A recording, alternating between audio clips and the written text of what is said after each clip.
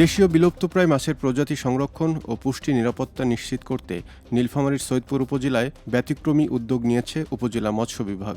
হারিয়ে যেতে বসা বৈরালী মাছকে পুনরায় ফিরিয়ে আনতে খাদ্য ও পুষ্টি নিরাপত্তা নিশ্চিতে ইউনিয়ন পর্যায়ে মৎস্য চাষ প্রযুক্তি সেবা সম্প্রসারণ প্রকল্প তৃতীয় এর আওতায় ফলাফল প্রদর্শক পুকুরে বৈরালী মাছের পোনা অবমুক্ত করা হয়েছে। অনুষ্ঠানে প্রধান অতিথি হিসেবে উপস্থিত ছিলেন উপজেলা নির্বাহী অফিসার ফারা ফাতেহা তাকমিলা।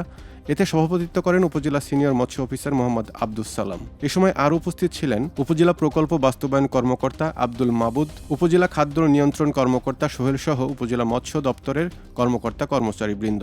মৎস্য চাষে আধুনিক প্রযুক্তির ব্যবহার নিশ্চিত করতে প্রকল্পের আওতায় 4টি অ্যারেটর, 182 কেজি চুন, 67 কেজি সার, 800 মিলিলিটার রাসায়নিক দ্রব্যাদি, 6 বস্তা মাছের খাদ্য, নেট, গামলা, মগসহ বিভিন্ন প্রয়োজনীয় উপকরণ বিতরণ করা হয়।